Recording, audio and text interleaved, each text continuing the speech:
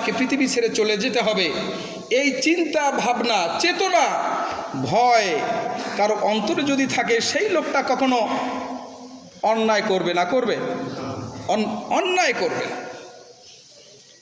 তো আল্লাহ রাসূল এই লোকগুলিকে যখন দাওয়াত দিচ্ছিলেন, তারা প্রশ্ন করলো, মুহাম্মদ কি আজব কথা তুমি শোনাও যে মৃত্যুর পরে আমাদেরকে আবার জিন্দা করা হবে, হিসাব নিকাশ করা হবে, এসব কি বলো? আমরা তো মনে করি মানুষ মরে গেলে ওই পর্যন্তই শেষ, পচে যাবে, গলে যাবে, মাটির সঙ্গে মিশে যাবে, আবার পরকাল আবার একটা কি জিনিস। আল্লাহর নবীজি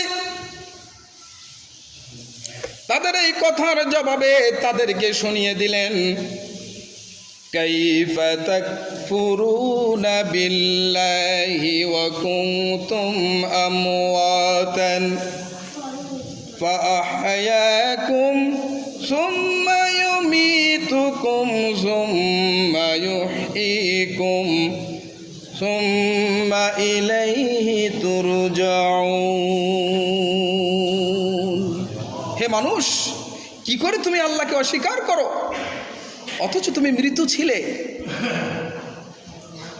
আল্লাহ পাক রব্বুল আলামিন তোমাকে জীবন দিয়েছেন, এরপর আবার তোমাকে মৃত্যু মুখে পতিত করাবেন, এরপর আবার তোমাকে ময়দানে হাসরে কিয়ামতের ময়দানে তোমাকে জীবিত করবেন, উত্তোলন করবেন। এই পৃথিবী তুমি যা কিছু করেছো এর হিসাব নিকাশের জন্য ময়দানে হাসরে তোমাকে উঠতে হবে, দাঁড়াতে হবে। আল্লাহ রাব্বুল আলামিন বলেন, হাল আতা আলাল ইনসানি হিনুম মিনাদ দাহরি লাম ইয়াকুন শাইআম মাযকুরা। মানুষের জীবনে কি এমন সময় এসেছিল না যে সময় তার কোনো নাম নিশানা ছিল না, পরিচয় ছিল না, বংশ ছিল না, পৃথিবীর কেউ তোমাকে চিনত না, জানতো না। আমি আল্লাহ রব্বুল আলামিন তোমাকে সৃষ্টি করেছি। আল্লাহ পাক বলছেন, তোমরা পরকালকে অস্বীকার করো। আজ থেকে 50 বছর, 60 বছর, 65 বছর আগে আপনি কোথায় ছিলেন? এই পৃথিবীতে মানুষ ছিল না তখন। আমরা অনেকেই স্বাধীনতার কথা বলতে পারি না, কি বলেন, পাকিস্তানের কথা বলতে পারি না, ব্রিটিশ যে আমল একটা ছিল এখানকার কেউ আমরা বলতে পারি না, ইতিহাস থেকে জানতে পেরেছি, তাই না? তা পৃথিবী তখনও ছিল, আমরা তখন ছিলাম না। পৃথিবী এখন আছে, আল্লাহ পাক আমাদেরকে রেখেছেন। পৃথিবী তখনও থাকবে যখন আমরা থাকবো না, কি বলেন, ঠিক কিনা বলেন? এজন্য আল্লাহ পাক রব্বুল আলামিন বলছেন, এমন একটা কি সময় ছিল না এই পৃথিবীতে তোমার কোনো নাম ছিল না, নিশানা ছিল না, পরিচয় ছিল না, বংশ ছিল না, আমি আল্লাহ পাক দয়া করে তোমাকে পৃথিবীতে নিয়ে এসেছি। আজকে তুমি অহংকার করো, আমাকে মানতে চাও না, আমার আইনের বিরুদ্ধে কথা বলো, মৌলবী মুন্সিদের বিরুদ্ধে কথা বলো, মৌলবাদীদের বিরুদ্ধে কথা বলো, গণতন্ত্রের পক্ষে স্লোগান দাও। আমি যদি ইচ্ছা করতাম মায়ের পেট থেকে তোমাকে মরা সন্তান হিসাবে বের করে দিতে পারতাম। বিকলাঙ্গ করে, পঙ্গু করে, কানা করে, খোড়া করে, অযোগ্য করে, প্রতিবন্ধী করে আমি আল্লাহ পাক তোমাকে পৃথিবীর জমিনে পাঠাতে পারতাম, কি পারতেন না? পারতেন কিনা বলেন? তো আল্লাহ পাক বলতেছেন, আমি যখন তোমাকে পৃথিবীতে পাঠিয়েছি উদ্দেশ্য কি? আমার ইবাদত করা। কি উদ্দেশ্য? আমার ইবাদত করা। আল্লাহ পাক রব্বুল আলামিন বলেন, আমি তোমাকে পৃথিবীতে পাঠিয়েছি, মা খালাকতুল জিন্না ওয়াল ইনসা ইল্লা লিয়াবুদুন।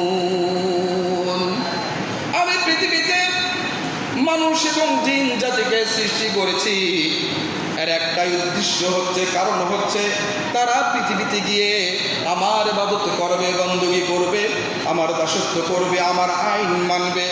এই কারণে আমি তোমাদেরকে পৃথিবীতে পাঠিয়েছি, অন্য কোনো উদ্দেশ্য নিয়ে আমি তোমাদেরকে পাঠাই নাই। উদ্দেশ্য কি? আল্লাহর জমিনে আল্লাহর আনুগত্য করতে হবে, একটাই উদ্দেশ্য, অন্য কোনো উদ্দেশ্য নেই। ওই কাফিরগুলি, ওই মক্কার মুশরিকগুলি আল্লাহ রসুলকে প্রশ্ন করলো, আমরা যখন মরে যাব, আমাদের হাড্ডি গুড্ডিগুলি যখন মাটির সঙ্গে মিশে যাবে, গলে যাবে, এরপরেও কি আমরা জিন্দা হব? আল্লাহ রসুল বলেন, আল্লাহ পাক রব্বুল আলামিন তার নবীকে বলেন, নবীজি আপনি শুনিয়ে দিন, কুল কুনু হিজারাতান আও হাদিদা, তোমরা যদি মরে গিয়ে পচে গিয়ে মাটির সঙ্গে মিশে যাও অথবা লোহাও হয়ে যাও, এরপরেও আমি রব্বুল আলামিন তোমাদেরকে জিন্দা করব। যেখানেই যাও আমি তোমাদেরকে জিন্দা করব। এসব কথা শোনার পরে ওই কাফিরগুলি মাথা ঝুলায় আর বলে, আচ্ছা বুঝলাম, তবে আমাদের কে জিন্দা করবে? কেমন করে জিন্দা করবে? আল্লাহ পাক রব্বুল আলামিন তার নবীজিকে বলেন, নবীজি আপনি একজন উপদেশক, আপনি মানুষকে উপদেশ দিয়ে যান। ইন্নামা আনতা মুযাক্কিরুন লাস্তা আলাইহিম বিমুসাইতির। হে রাসূল, আমি আপনাকে উপদেশ করে উপদেশক হিসাবে পৃথিবীতে পাঠিয়েছি, আপনি মানুষকে আদেশ করে যান, উপদেশ দিয়ে যান, কোরআন এবং হাদিসের কথাগুলি আপনি তাদেরকে শুনিয়ে যান। আপনাকে দারোগা করে পাঠাই নাই যে আপনি মানুষের মাথায় লাঠি মারবেন, লাঠি মেরে মানুষকে শাসন করে আমার দ্বীনের পথে আনার দরকার নাই। মানুষকে আপনি বুঝান, যুক্তি দিয়ে বুঝান। আল্লাহ রাব্বুল আলামিন তিনি নিজেই যুক্তি দিচ্ছেন, আনতুম আশাদ্দু খালকান আমিস সামাউ বানাহা। ওই কাফেরেরা, তোমরা যারা মনে করো তোমরা মরে গেলে আমি আবার তোমাদেরকে জিন্দা করতে পারবো না, আচ্ছা বলো তো, ওই যে বিশাল আকাশটা যে আমি সৃষ্টি করেছি, ওই আকাশটা সৃষ্টি করা আমার জন্য খুব কঠিন না তোমাদেরকে আমি আবার পুনরায় সৃষ্টি করবো এটা কঠিন? যে আল্লাহ রাব্বুল আলামিন ওই বিশাল আকাশটা সৃষ্টি করতে পারেন, সে আল্লাহ পাক রব্বুল আলামিনের পক্ষে তোমাদেরকে আবার সৃষ্টি করা এটা কোনো ব্যাপার না। কি বলেন, কোনো ব্যাপার নাকি? ওই কাফিরগুলি বলেন, আমাদেরকে কে সৃষ্টি করবেন? নবীজি বলেন, কুলিল্লাযী ফাতারাকুম আউওয়ালা মাররা, যিনি তোমাদেরকে প্রথম সৃষ্টি করেছেন তিনি আবার তোমাদেরকে দ্বিতীয়বার সৃষ্টি করবেন। বলেন সুবহানাল্লাহ। নাকি সন্দেহ আছে? আল্লাহ রাব্বুল আলামিন এবার বলছেন, হে পৃথিবীর মানুষ, তোমরা তাকিয়ে দেখো, লক্ষ্য করো, তোমরা যে জমিনে ফসল ফলাও, চৈত্র বৈশাখ মাসে যখন জমিগুলি ফেটে যায়, চৌচির হয়ে যায়, জমিনে কোনো রস থাকে না, তোমরা কি তখন ফসল ফলাতে পারো নাকি? আমি বৃষ্টির পানি নাজিল করে মরা জমিনকে জিন্দা করে দিয়ে তোমাদের জন্য ফসল ফলাবার জন্য উপযুক্ত করে গড়ে তুলি। আল্লাহ রাব্বুল আলামিন বলেন, কেমন করে করে দেখো, আল্লাহুল্লাযী আরসালার রিয়াহা ফাতুসিরু সাহাবা ফাসুকনাহু ইলা বালাদিন মাইয়িতিন ফাআহয়ানাহা বিহিল আরদা বা'দাহা কাযালিকান নুশুর। রাব্বুল আলামিন বলেন, আমি ওই সমুদ্রের লোনা পানিগুলিকে বাষ্পীয় আকারে উত্থিত করে মেঘমালায় পরিণত করি, এরপরে বাতাসকে অর্ডার করি, বাতাস ওই মেঘটারে টেনে নিয়ে অমুক জায়গায় নিয়ে যা। মেঘ চলে এলো, মেঘ এবার আল্লাহ পাক রব্বুল আলামিনের হুকুমে বিন্দু বিন্দু করে ফোঁটা ফোঁটা করে জমিনে বৃষ্টি বর্ষণ করে দিল। রব্বুল আলামিন বলেন, বৃষ্টির পানি পেয়ে নববধূ সন্তান ধারণ করার জন্য যেমন প্রস্তুতি নিয়ে নেয়, বৃষ্টির পানি পেয়ে মরা জমিন ফসল ধারণের জন্য তেমনি প্রস্তুতি নিয়ে নেয়। এইটা আমি যেভাবে করি, কাযালিকান নুশুর, তোমরা মরলে পরে তোমাদেরকেও আমি এইভাবে জিন্দা করতে পারবো।